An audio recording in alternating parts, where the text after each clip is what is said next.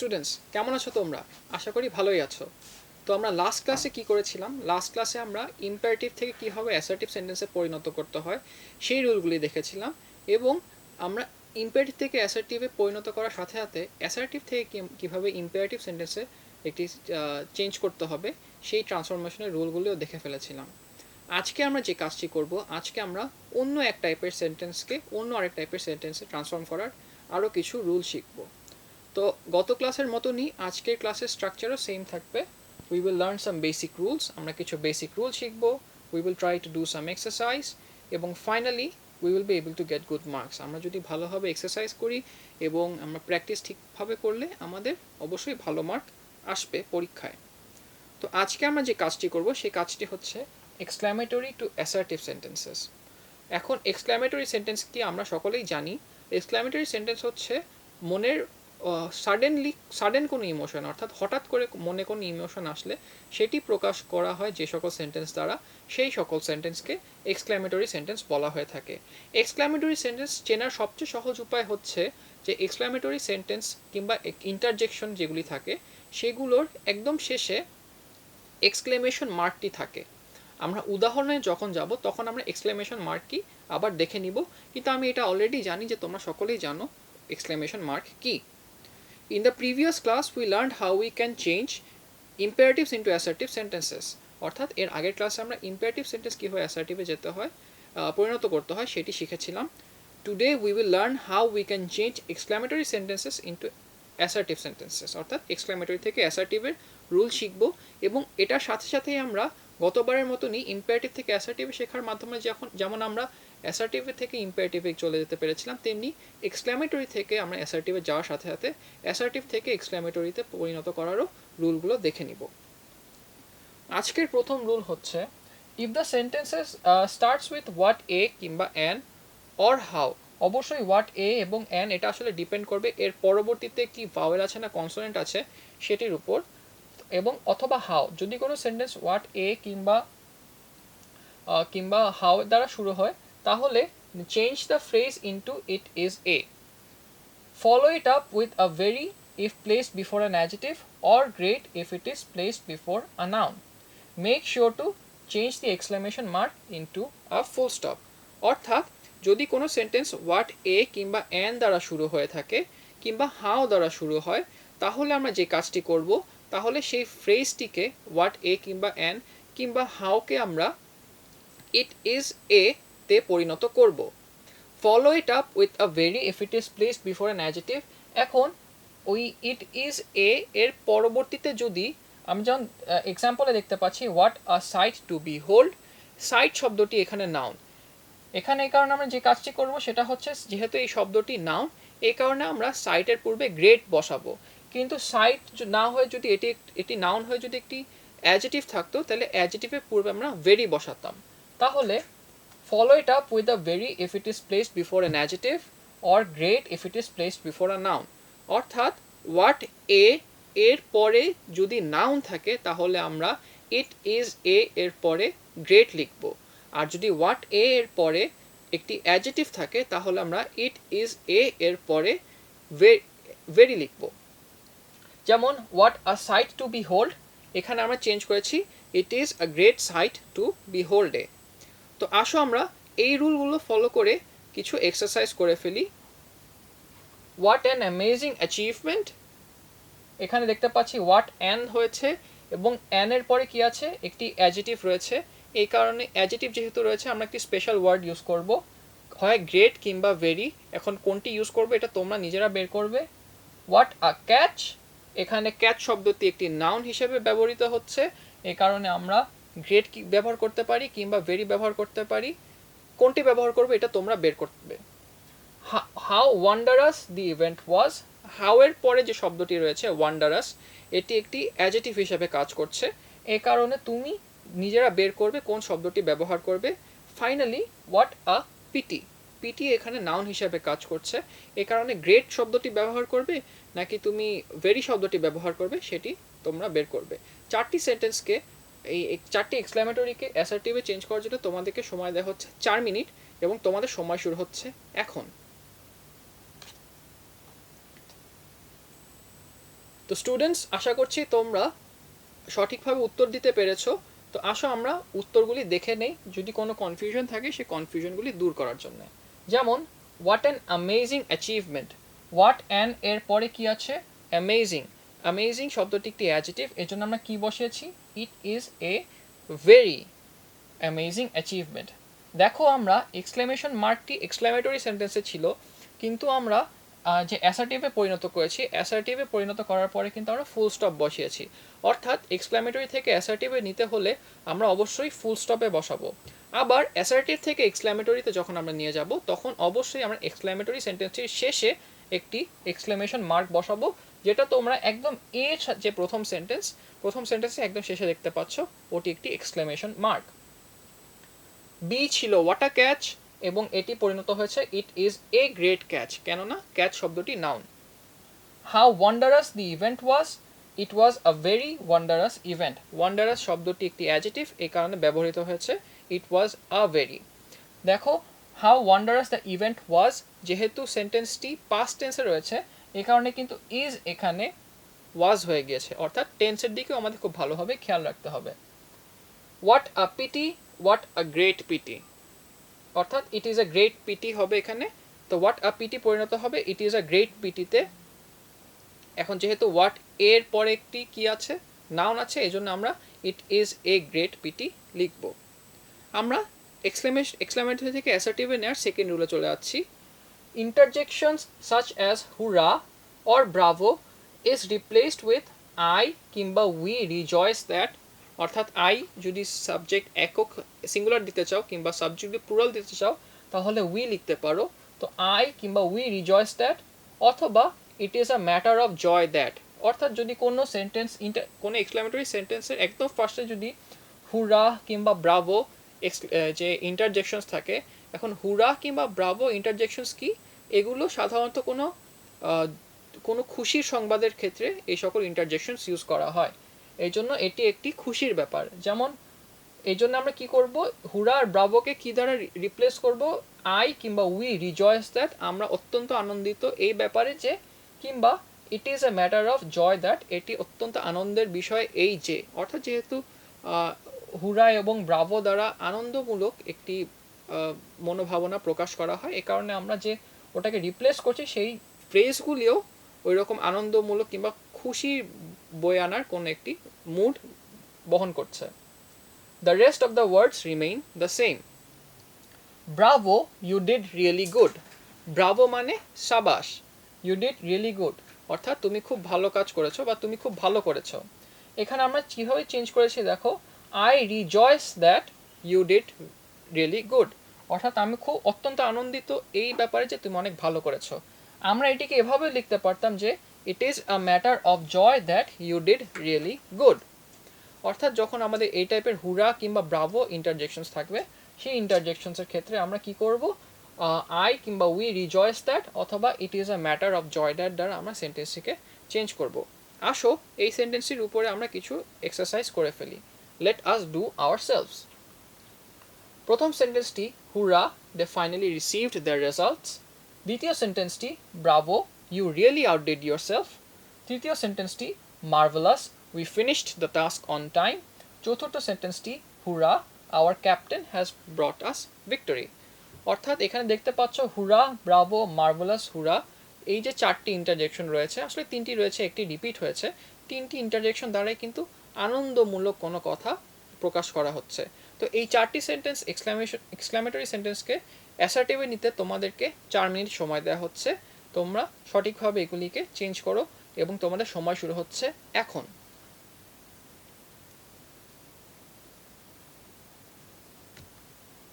ওকে, so students তোমাদের সময় শেষ। আশা করছি তোমরা সকলেই সঠিক উত্তর দিতে পেরেছো। যাদের কিছু কনফিউশন আছে সেই কনফিউশন দূর করতে আমরা উত্তরগুলি দেখে নেই। Hurrah, they finally received their results. It is a matter of joy that they finally received their results, অর্থাৎ hurrah, they finally received their results. It is a matter of joy that they finally received their results, অর্থাৎ দেখতে পাচ্ছ যে ওই যে হুরাটিকে আমরা replace করার পর বাকি যে ওয়ার্ডগুলি আছে সেগুলি কিন্তু আর কোনো কিছু চেঞ্জ হয়নি। ব্রাভো, ইউ রিয়েলি আউটডিড ইয়োরসেলফ, এখানে একদম শেষে দেখছো ফুল স্টপ, কিন্তু আমাদের এক্সক্লেমেশন মার্কটা কিন্তু আছে কোথায়, ব্রাভোর পরে। তো এটিকে আমরা এক্সক্লেমেটরি সেন্টেন্সই ধরে নিচ্ছি। তো I rejoice that you really outdid yourself, কিংবা it is a matter of joy that you really outdid yourself. Marvellous, we finished the task on time, we rejoice that we finished the task on time.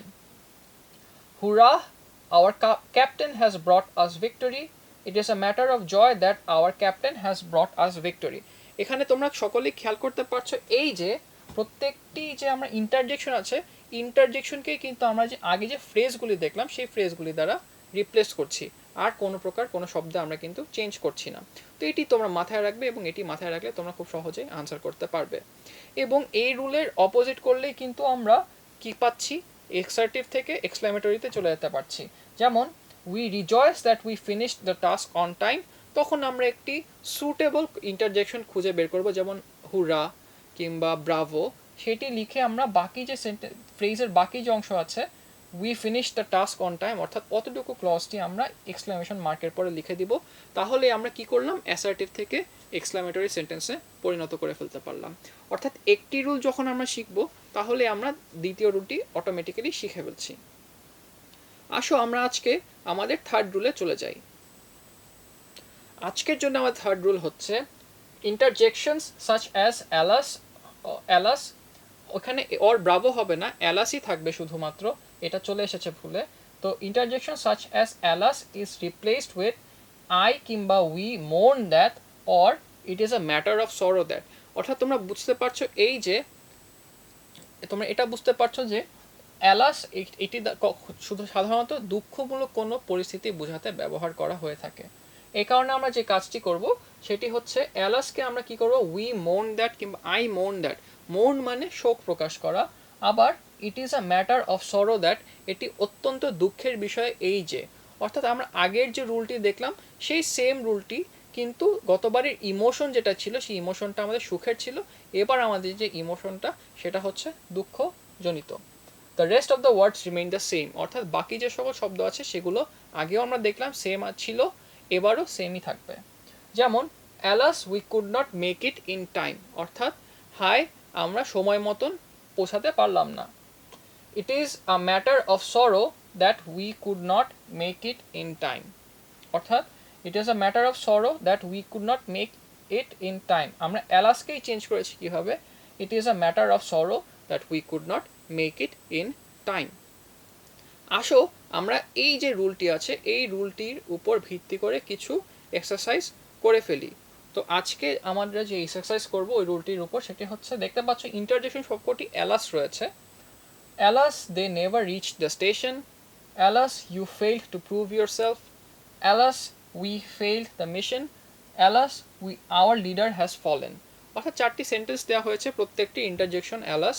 তো তোমরা চাইলে I mourn that, we mourn that, it is a matter of sorrow that, তোমরা যে কোনো phrase দ্বারা তোমরা কিন্তু সেন্টেন্সটিকে exclamatory থেকে ইম্পারেটিভে নিয়ে যেতে পারো।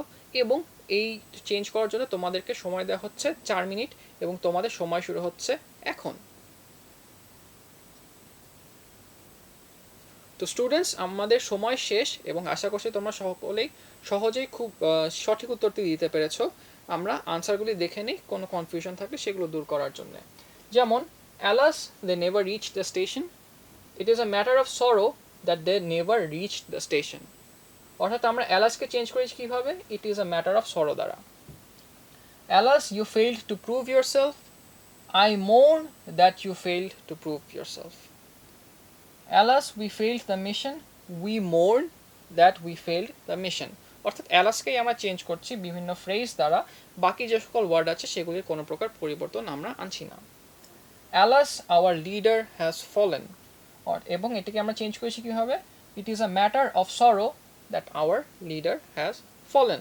অর্থাৎ alas our leader has fallen, it is a matter of sorrow that our leader has fallen. তো দেখতেই পাচ্ছ এগুলিতে চেঞ্জ করা কিন্তু অত্যন্ত সহজ, ডিফিকাল্ট কোনো কিছুই নয়। আজকে আমাদের এক্সক্লামেটরি থেকে অ্যাসার্টিভে নেওয়ার যে শেষ রুলটি আছে সেই শেষ রুলটি দেখো। If the sentence starts with had, were, if, would, that, যদি কোনো সেন্টেন্স যদি কোনো সেন্টেন্স হ্যাড কিংবা ওয়্যার কিংবা ইফ কিংবা উড দ্যাট দ্বারা শুরু হয়ে থাকে, তাহলে আমরা যে কাজটি করব, এটিকে অ্যাসার্টিভে নিতে হলে যে কাজটি করব, আমরা সাবজেক্টটি লিখব। সাবজেক্টটি লেখার পর আমরা উইশ শব্দটি বসাবো, অর্থাৎ সাবজেক্টটি লিখব, এরপর তারপরে উইশ শব্দটি বসাবো। Then write the subject again, তারপর আমরা সাবজেক্টটিকে আবার লিখব। Write the other words afterwards as they were in the exclamatory sentence, অর্থাৎ আমরা যে কাজটি করব সেটা হচ্ছে, যদি কোনো সেন্টেন্স হ্যাড কিংবা ওয়্যার কিংবা ইফ কিংবা উড দ্যাট দ্বারা শুরু হয়, তাহলে আমরা কি করব, ওদের ওই অতটুকু অংশের পূর্বে যেটি লিখব সেটা হচ্ছে সাবজেক্ট লিখব প্লাস উইশ লিখব। উইশের পরে সাবজেক্টটিকে আমরা আবার লিখব, এবং সাবজেক্টটি যদি কোনো থার্ড পারসন সিঙ্গুলার নাম্বার হয়ে থাকে, তাহলে আমরা পরবর্তীতে আমরা যেই সাবজেক্টটি আবার লিখব, সেই সাবজেক্টটির কি লিখব, সেই সাবজেক্টটির প্রোনাউন লিখব, অর্থাৎ সাবজেক্টিভ প্রোনাউনই আমরা লিখব, যেহেতু সাবজেক্ট আবার রিপিট করা হচ্ছে। If the sentence starts with had were if would that, sentence যদি had were if would that দ্বারা শুরু হয়, then write the subject plus wish before them, তাহলে ওই সেন্টেন্সের পুরো আমরা সাবজেক্ট এবং উইশ লিখব। তারপরে আমরা সাবজেক্টটিকে আবার লিখব, যদি প্রোনাউন হয় তাহলে প্রোনাউনটি লিখব, যদি কোনো নাউন হয়ে থাকে তাহলে নাউনের জেন্ডার অনুযায়ী আমরা একটি সাবজেক্টিভ প্রোনাউন লিখব। Write the other words afterwards as they were in the exclamatory sentence, এবং বাকি যে শব্দগুলি আছে ওরা আসল এক্সক্লামেটরি সেন্টেন্সে যেমন ছিল তেমনই আমরা লিখে ফেলবো। যেমন had I the wings of a bird, I wish I had the wings of a bird. এখানে তোমরা দেখতে পাচ্ছ যে হ্যাড আই এর পূর্বে কিছু নেই, কিন্তু had I the wings of a bird লাস্টে এক্সক্লামেটরি মার্ক আছে, অর্থাৎ এটি একটি এক্সক্লামেটরি সেন্টেন্স। আমরা কি করেছি, আই উইশ লিখেছি, এরপরে হ্যাডের পূর্বে হ্যাডের পরবর্তী যে সাবজেক্টটি ছিল আই, সেই আইটি আমরা আবার লিখেছি। তো I wish I had the wings of a bird, অর্থাৎ সাবজেক্টটিকে আগে নিয়ে বাকি যে ওয়ার্ডগুলি আছে সেগুলির আমরা কোনো প্রকার চেঞ্জ করিনি। দেখতেই পাচ্ছ এই রুলটি খুবই ইজি। এই রুলের উপর ভিত্তি করে আমরা কিছু এক্সারসাইজ করে নেই। Let's do ourselves. Had I the speed of lightning, were I a bird, if I were young again, would that I could be a child। অর্থাৎ চারটি আমরা দেখতে পাচ্ছি, চারটি সেন্টেন্স ভিন্ন ভিন্নভাবে শেষ হচ্ছে, কিন্তু রুল কিন্তু একটাই, রুল একটি অ্যাপ্লিকেবল হবে, কিন্তু এই চারটি সেন্টেন্সের মাঝখানে একটি মাত্র আছে যেটি একটি এক্সেপশন, অর্থাৎ একটি সেন্টেন্স একটু ভিন্ন। দেখি তোমরা কে কে ওই ভিন্ন সেন্টেন্সটিকে ঠিকভাবে এক্সক্লামেটরি থেকে অ্যাসার্টিভে চেঞ্জ করতে পারো। তোমাদের এই চারটির জন্য সময় দেওয়া হচ্ছে 4 মিনিট, এবং তোমাদের সময় শুরু হচ্ছে এখন। তো স্টুডেন্টস, তোমাদের সময় শেষ, আশা করছি তোমরা সকলেই সঠিক উত্তর দিতে পেরেছো। তাও এক্সেপশন যেটি ছিল, এক্সেপশনটি দেখে নিব আমরা, এবং অন্যান্য সেন্টেন্সের আনসারগুলি আমরা দেখে নিব। Had I the speed of lightning, এটি মোটেও এক্সেপশন ছিল না। I wish I had the speed of lightning, এখানে উত্তরটি হবে। Were I a bird, I wish I were a bird, if I were young again, I wish I were young again, দেখতে পাচ্ছ। এবং finally would that I could be a child, এটি আমাদের exception.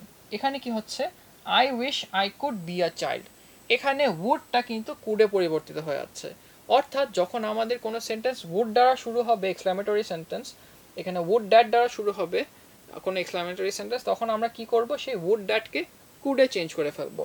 would that I could be a child পরিণত হয়েছে কিসে, I wish I could be a child। তো দেখতে পাচ্ছ যে এই চারটি এক্সক্লামেটরি সেন্টেন্সকে আমরা খুবই সহজে এক্সক্লামেটরি থেকে অ্যাসার্টিভে পরিণত করলাম, এবং এই যদি আমাদের অ্যাসার্টিভ সেন্টেন্স আসতো, আমরা এই রুলের অপোজিটটি অ্যাপ্লাই করে অ্যাসার্টিভ থেকে এক্সক্লামেটরিতে নিতে পারতাম। যেমন I wish I could be a চাইল্ডকে আমরা কি লিখতাম, would that I could be a child। তারপর I wish I were young অ্যাগেনকে আমরা কি লিখেছি, if I were young again. অর্থাৎ আমরা এই উল্টা রুলটি অ্যাপ্লাই করলেই কিন্তু আমরা কি করছি, অ্যাসার্টিভ থেকে এক্সক্লামেটরিতে নিয়ে যেতে পারছি। এ কারণে আমরা একটি রুল শিখলেই অপরটি সহজে শিখে ফেলতে পারছি। তো স্টুডেন্টস, আজকের জন্য আমাদের যে একাডেমিক ডিসকাশন শেষ, এবং প্রতিদিনের মতনই আমরা নীতিবিধানের ব্যাপারে কোনো কিছু কথাবার্তা বলবো, একটু হালকা ডিসকাশন করব। তো আজকে আমাদের নীতিবিধানের যে শিক্ষণীয় বিষয় সেটি হচ্ছে সহনশীলতা এবং অহিংসা। সহনশীলতা এবং অহিংসা কি, এটি হচ্ছে পেশেন্স, কম্প্যাশন এবং নন ভায়োলেন্স। সহনশীলতা এবং অহিংসা। সহনশীলতা হলো অন্যের বিশ্বাস এবং রীতিনীতিকে যথাযথ স্বীকৃতি ও সম্মান দেওয়া, অর্থাৎ আমরা অন্যর যে বিশ্বাস রয়েছে, অন্যরা যা যা বিশ্বাস করে কিংবা অন্যরা যা যা ফলো করে, যা যা পালন করে, তাদেরকে সেই তাদের যে কাস্টমস, রীতি, আচার আছে সেগুলোকে যথাযথ সম্মান দেওয়া এবং সেগুলোকে স্বীকৃতি দেওয়াও হচ্ছে সহনশীলতা। অহিংসা হলো একটি পদ্ধতি শান্তিপূর্ণ উপায়ে ব্যবহার করে প্রয়োজনীয় পরিবর্তন আনা। যেমন আমরা জানি যে কোনো দেশে বা কোনো দেশে নয়, কোনো বিষয় পরিবর্তন আনা যায় দুইভাবে। এক হলো সংঘর্ষের মাধ্যমে, আরেকটি হলো শান্তিপূর্ণভাবে। শান্তিপূর্ণভাবে কোনো সমস্যার যে সমাধান, সেই সমস্যার সমাধান করার পদ্ধতিকেই বলা হচ্ছে অহিংসা। অর্থাৎ কোনো রকম বিক্ষোভ কিংবা অহেতুক সমস্যা ছাড়া, অহেতুক কোনো প্রকার হিংসাত্মক পদ্ধতি ব্যবহার না করে কোনো কাজ করাকেই অহিংসা বলা হয়ে থাকে।